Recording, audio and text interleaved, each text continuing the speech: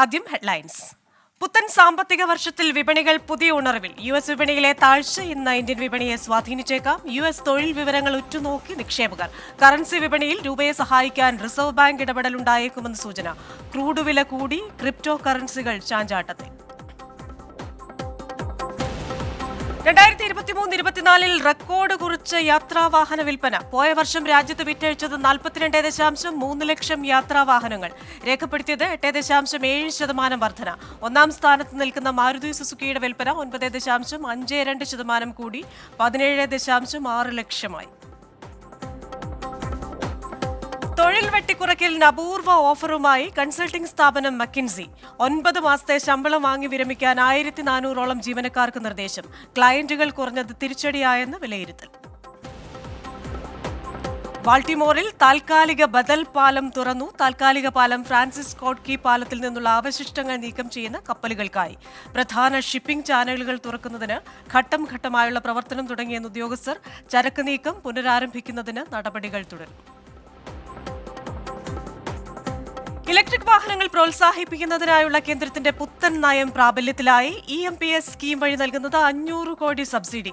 ഇരുചക്ര വാഹനങ്ങൾക്ക് 10,000 രൂപ വരെയും ചെറിയ മുച്ചക്ര വാഹനങ്ങൾക്ക് 25,000 രൂപ വരെയും വലിയ മുച്ചക്ര വാഹനങ്ങൾക്ക് 50,000 രൂപ വരെയും സബ്സിഡി. 3,72,215 ഇലക്ട്രിക് വാഹനങ്ങളെ സഹായിക്കുന്ന പദ്ധതിക്ക് വിജ്ഞാപനമിറക്കി ഖന വ്യവസായ മന്ത്രാലയം. പുതിയ പദ്ധതി ഫെയിം പദ്ധതിയുടെ സമയപരിധി കഴിഞ്ഞ പശ്ചാത്തലത്തിൽ.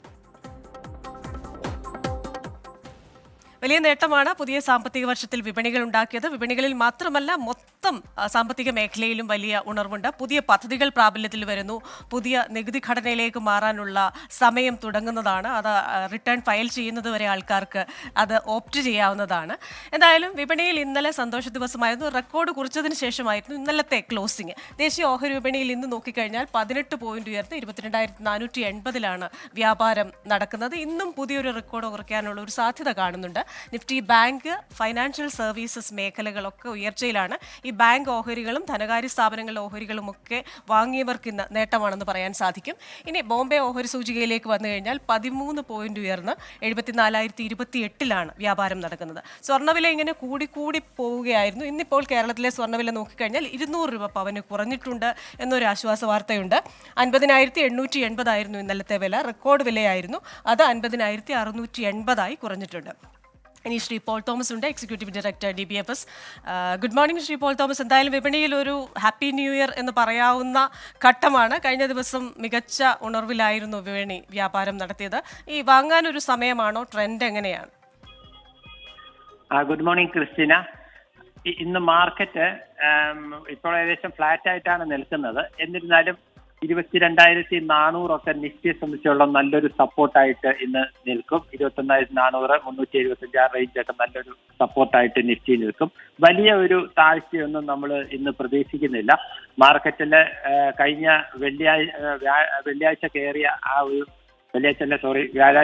ആ ഒരു കയറ്റത്തിന്റെ ഒരു ചെറിയൊരു കൺസോൾട്ടേഷൻ ആയിട്ട് നിൽക്കുകയാണ്. മാർക്കറ്റ് പോസിറ്റീവ് തന്നെയാണ്. മുകളിലോട്ട് കയറുന്ന പക്ഷം മറ്റേ പുതിയ ഹൈ ഒക്കെ എടുക്കാനുള്ള സാധ്യതകളുണ്ട്. പക്ഷെ ഇന്ന് നാളെയൊക്കെ ഒരു കൺസോൾട്ടേഷൻ ഫേസിലായിരിക്കും എന്ന് തോന്നുന്നു മാർക്കറ്റ്. ശരി, thank you Shri Paul Thomas.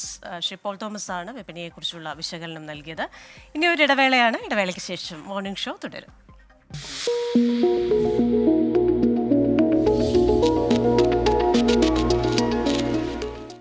ലോകത്തെവിടെയായാലും ഏത് സമയത്തും 24 വാർത്തകളും ഓഗ്മെന്റഡ് റിയാലിറ്റി പാക്കേജുകളും എക്സ്പ്ലെയിനറുകളും വിശദമായി കാണാൻ ഞങ്ങളുടെ YouTube ചാനൽ നിങ്ങൾക്ക് സബ്സ്ക്രൈബ് ചെയ്യാം.